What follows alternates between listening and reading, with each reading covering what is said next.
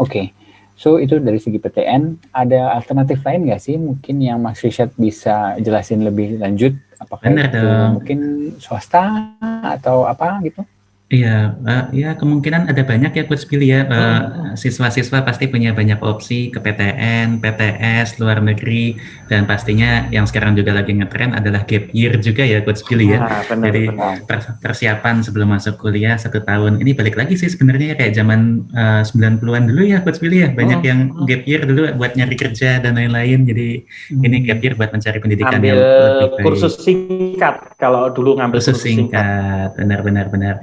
Tapi anyway mau kita sharing dulu aja ya tadi kalau Coach Billy sudah sempat mention tentang beberapa PTS. Jadi ini kalau informasi, alhamdulillah banyak banget di Google. Ini kita ngambil contoh Mercu Buana dulu. Mercu Buana ini adalah salah satu PTS yang sangat aktif juga ya Coach Billy ya. Dan alhamdulillah jadi sobat fabulous juga, sobat fabulous. Dan tidak hanya di satu kota, ada di Jogja dan di Jakarta. Bener. Betul. Alhamdulillah ini kita promosi lumayan dapat endorse juga kayaknya ini habis ini. Tinggal dikontak aja humasnya. Jadi kita lihat tadi kalau kita lihat bersama di UNER itu kedokteran uang UKT ya tadi. UKT-nya adalah sekitar 25 juta, 15 juta sampai 25 juta ya Coach Billy ya, benar ya. Jadi di sini kalau di swasta misalnya adalah Universitas Mercu Buana, di sana itu yang paling hot adalah yang broadcasting nih adik-adik di bawah nih. Broadcasting ini yang menarik di PTS, insya Allah hampir di semua PTS menerapkan hal yang sama, yaitu uang kuliah semester 1 itu tergantung dari kapan kita melakukan pendaftaran adik-adik. Jadi kalau kita mendaftar di awal, yaitu di bulan Oktober sampai Desember 2020 yang lalu yang udah lewat, maka itu dapat harga paling murah. Sekarang kita masuk di gelombang 2, ini naik sedikit. Nanti gelombang ketiga ini sudah pengumuman SNMPTN ya Coach Billy ya, yang sudah selesai, maka naik lagi. Nanti setelah pengumuman SBMPTN itu yang paling mahal. Jadi kalau adik-adik tertarik untuk masuk ke PTS, ini juga bisa menjadi referensi juga. Pilihlah timing yang paling tepat. Dan yang paling menarik juga, insya Allah di semua universitas PTS swasta di Indonesia juga sama. Apabila nanti sudah mendaftar di awal, anggap gelombang 1 sudah mendaftar, ternyata nih keterima di SNMPTN atau SBMPTN, ada uang pengembalian nih di sini nih. Memang tidak dikembalikan 100%, ada biaya administrasi, tapi tadi ketimbang mungkin membayar UKA yang cukup mahal, ini bisa menjadi salah satu atau dari beberapa alternatif dari adik-adik dan orang tua yang nonton nih.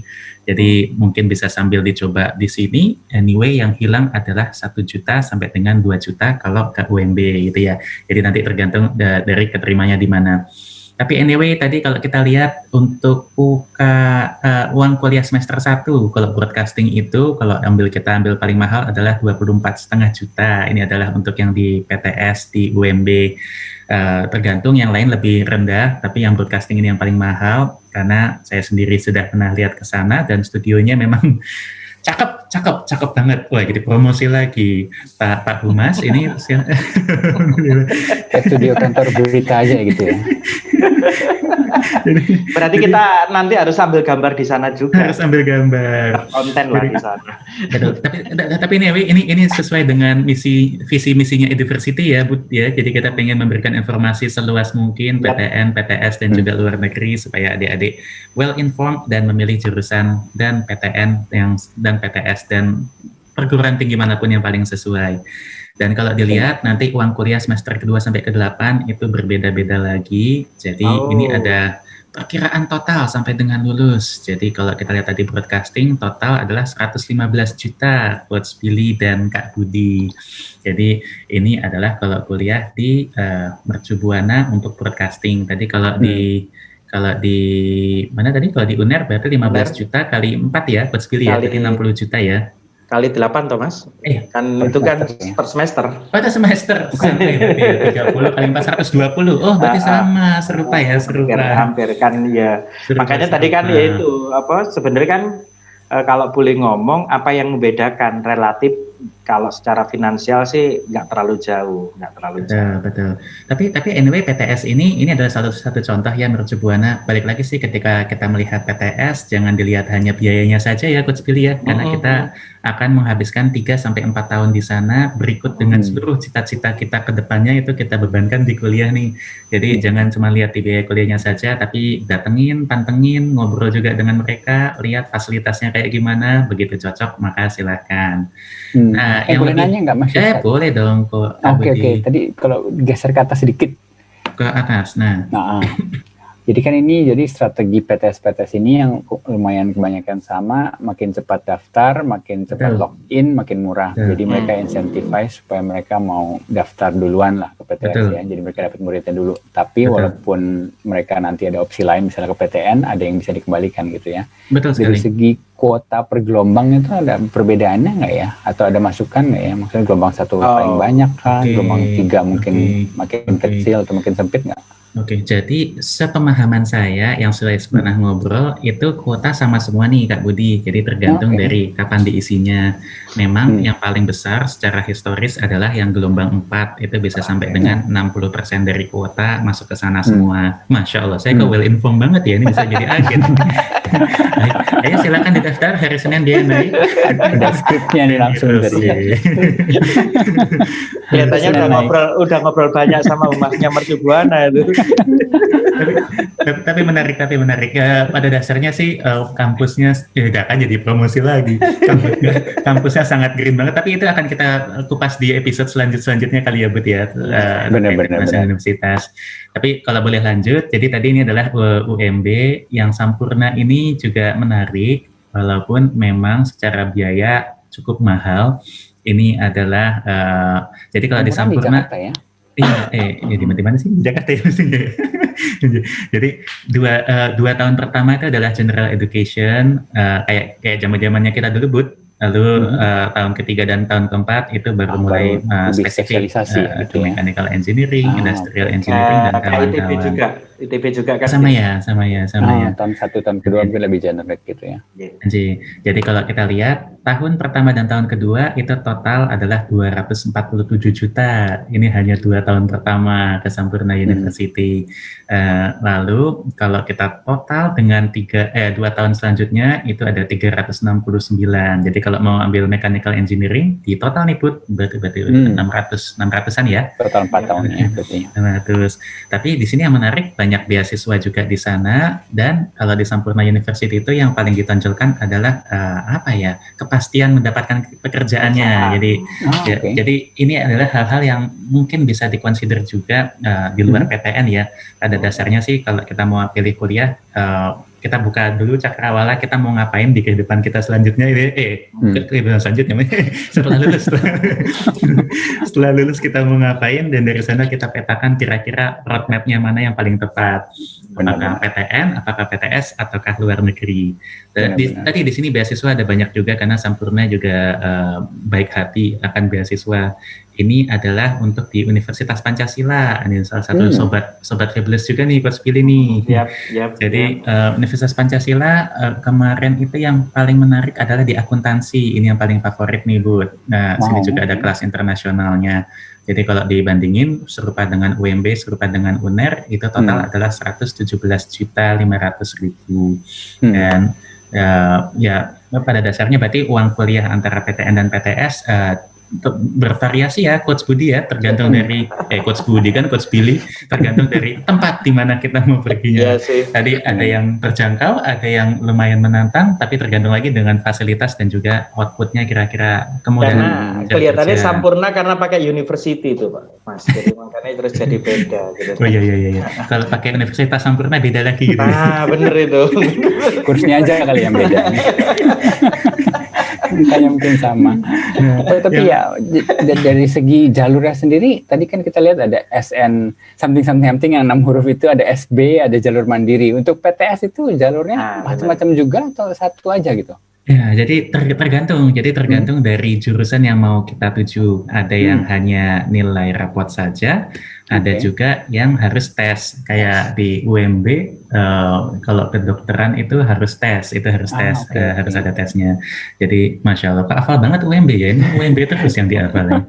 Jadi kriterianya mungkin spesifik per jurusan gitu ya? Ya, per tempatnya.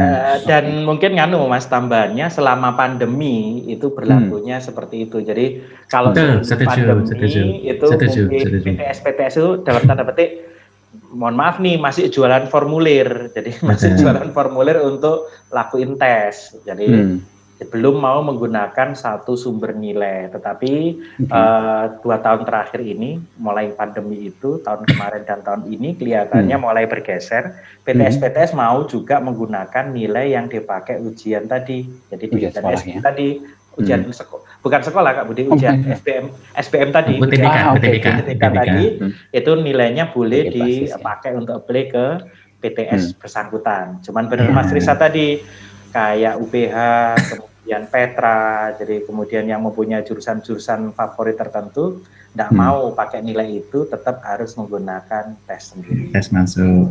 Jadi itu sih Bud. Jadi kalau kita dan teman-teman Eduversity yang nonton, intinya kalau dari PTS yang pasti digarisbawain adalah pintar-pintar cari informasi, karena di luar sana PTS banyak banget. Jadi balik lagi sih, kita harus memetakan setelah lulus kita mau ngapain, mau jadi apa, dan pilih jalur yang paling ideal, baik secara finansial, fasilitas, maupun juga kepastian mendapatkan pekerjaan gitu ya.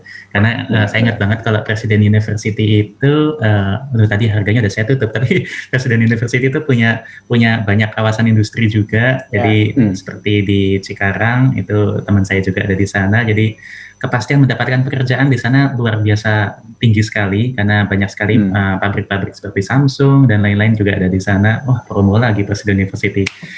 Siap, Pak Agus. Kalau PU malah mungkin kebalik, Mas. Kalau PU mungkin malah kebalik, kayak PU Petra itu kalau yang saya tahu malah kuota terbesarnya diambil di awal. Jadi anak-anak tertentu, orang tua tertentu justru dia apply ke sana dulu untuk sedikit ngabaikan yang PTN. Betul sekali. Dia lebih fokus, saya ngambil yang sana dulu, sehingga kayak tadi misalnya di UMB 60% itu di gelombang 4. Ini bisa jadi 60-50% itu justru di gelombang 1 kalau PTN gitu. Betul, karena yang menarik dari Presiden University ini tadi kepastian mendapatkan pekerjaan, karena di satu kawasan industri ya itu di sana semua, dan big names ada di sana semua, Danone, Samsung dan lain-lain. Promosi lagi, Masya Allah, promosi gratis.